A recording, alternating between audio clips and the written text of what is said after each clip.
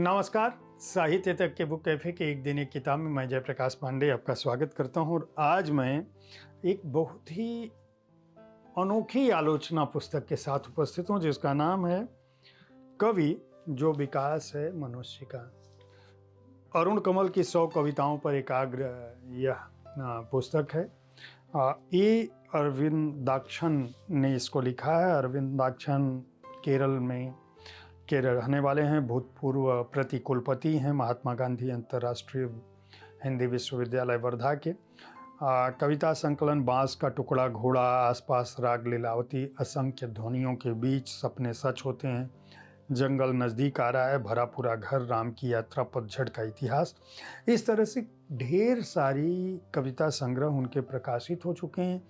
26 से अधिक आलोचनात्मक ग्रंथ, 24 संपादित पुस्तकें, 15 अनुवाद पुस्तकें, 22 राष्ट्रीय एवं अंतर्राष्ट्रीय पुरस्कार पा चुके हैं, साहित्य वाचस्पति से भूषित हैं। कविताओं पर एक दिन अरविंदाक्षन काम कर रहे थे और उस दौरान वो कुछ कविताएं जुटा रहे थे। उन कविताओं के दौरान उनके सामने अरुण कमल की एक कविता आई और अरुण कमल की कविता बहुत छोटी सी थी और उस कविता को पढ़ते हुए, कविता का शीर्षक था जनगणना, और जनगणना को पढ़ते हुए अरविंदाक्षन इस तरह से उसमें लीन हो गए और उनको लगा कि मनुष्यता का अगर कोई कर्म और धर्म होता है तो कवि की नज़र उस पर कैसे, कितनी पैनी और कितनी गहरी पड़ती है। उनको लगा कि इस कविता के बहाने, इस कविता को समझने के बहाने, जो परंपरा मिथक लेखन है उसके बहाने क्यों न कुछ काम किया जाए। तो उनको लगा कि अरुण कमल की कविताओं पर कुछ और गहरे से काम होना चाहिए और फिर उनको लगा कि गहरे से काम करने की जगह मैं इनकी कुछ कविताओं को चुनता हूँ। तो कविताएं कितनी होनी चाहिए? तो उन्होंने 100 कविताएं चुनी और पहली नज़र में उनको लगा कि पढ़ते हुए कि मैं इन कविताओं पर मेरी दृष्टि पहले क्यों नहीं पड़ी, और इस तरह से उन्होंने 100 कविताओं का चयन किया। हर कविता पर अपनी आलोचनात्मक दृष्टि डाली, उसकी व्याख्या की और भूमिका के साथ यह आलोचनात्मक पुस्तक लिखी जो अरुण कमल की कविताओं का जो स्वर है, जो मर्म है, जो भावना है, जो संदेश है, जो उसके अंदर पीड़ा है, जो उद्वेग है, उन सब की बात करते हैं। खास बात यह है कि इन कविताओं का जो सौंदर्य है उस पर भी बात करते हैं और कविताओं के बहाने एक तरह से अरुण कमल के पूरे सृजन कर्म पर बात होती है।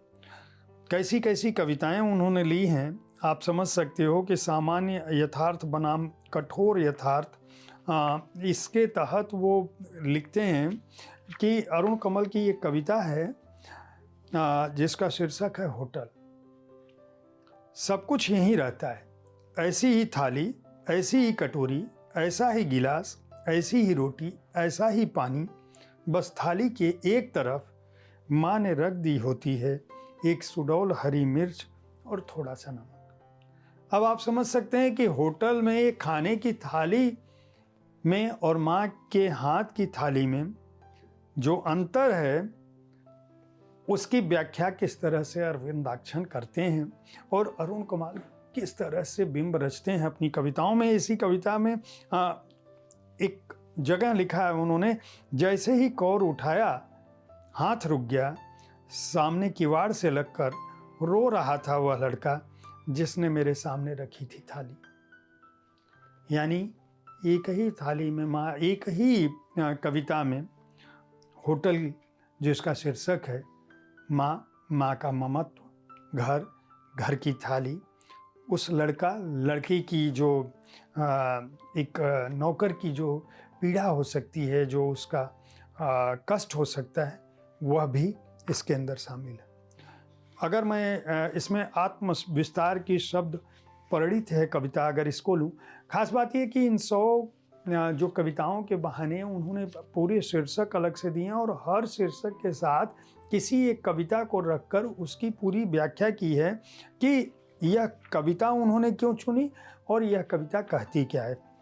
ये जो विस्तार की शब्द परिणित है कविता, इसमें उन्होंने धार शीर्षक की कविता को लिया है और यहाँ वो लिखते हैं कि इस कविता का प्रतीक विन्यास देखिए, कौन बचा है जिसके आगे इन हाथों को नहीं पसारा, यह अनाज जो बदल रक्त में टहल रहा तन के कोने कोने, यह कमीज जो ढाल बनी है बारिश सर्दी लू में, सब उधार का मांगा चाहा सब कर्जे का, यह शरीर भी उनका बंधक, अपना क्या है इस जीवन में, सब तो लिया उधार, सारा लोहा उन लोगों का अपनी केवल था। वो कह रहे हैं कि इसमें लोहा और धार का जो अभिन्न संबंध है, आप समझ सकते हैं कि लोहा किस तरह से मजबूती का प्रतीक है और धार किस तरह से काटने के काम आती है। तो अरविंदाक्षन जो है इन कविताओं के बहाने वह बिंब प्रस्तुत करने की कोशिश करते हैं जिनके माध्यम से आप अरुण कमल की कविताओं को और उनके मर्म को समझ सकते हैं। इन कविताओं में कामरेड पानसारी के लिए से लेकर जो भी 100 उत्तम कविताएं हैं, सब अपने मन से अरविंदाक्षन ने चुना है और अरुण कमल जो समकालीन कविता के ऐसे पुरोधा हैं जिनके पास न केवल अनुभवजन्य यथार्थ का एक महाप्रदेश है, बल्कि उन्होंने अपने समय को, अपने समय की विडंबनाओं को, अपने समय की स्थितियों को और अपने समय में मनुष्यता के मर्म और कर्म को संजो कर रखता है, जो न केवल वर्तमान समय की सियासत को चुनौती देते हैं बल्कि उस प्रवृत्ति को भी चुनौती देते हैं जो तानाशाहों को पैदा करती है, चाहे वह कामरेड कविता हो, कामरेड पानसारे के लिए, चाहे वह कोविड काल के बाद की स्थिति हो, चाहे वह संविधान का अंतिम संशोधन कविता हो। खास बात यह है कि अरविंदाक्षन को इस बात के लिए भी बधाई दी जानी चाहिए कि उन्होंने अरुण कमल की कविताओं का जो कालखंड है उसमें उनकी नई से नई कविता भी ली है और पुरातन से पुरातन कविता, शुरुआती कविता भी ली है। अगर आप अरुण कमल की कविताओं के बहाने आधुनिक हिंदी कविता का जो सौंदर्य है, उसका जो संदेश है, उसकी जो समष्टि है, उसके अंदर जो छुपा हुआ भाव है, वह समझना चाहते हैं और किस तरह से अरुण कमल अपने समय को दर्ज कर रहे हैं अपनी कविताओं को, उसको समझना चाहते हैं तो इस पुस्तक को खरीद कर पढ़ सकते हैं। बाणी प्रकाशन ने इस पुस्तक को प्रकाशित किया है। आलोचना श्रृंखला की यह पुस्तक है। यह संस्करण हार्ड बाउंड है। हालांकि मैं बार बार प्रकाशकों से यह अनुरोध करता हूं कि वे इस तरह की पुस्तकें जिनका उपयोग छात्र अपनी पढ़ाई और शोध में कर सकें, उनको पेपर बैक संस्करणों में भी लेकर आएँ। 550 रुपये इसका मूल्य है। पृष्ठ संख्या जो है वह 328 है। अगर ये पुस्तकें सस्ती आएँ तो छात्रों की ज़्यादा उपयोगी होंगी, तो हार्ड बाउंड संस्करण जिनको पढ़ना है वो खरीद कर पढ़ सकते हैं। पेपर बैक आएगी तो शायद अच्छी बात होगी।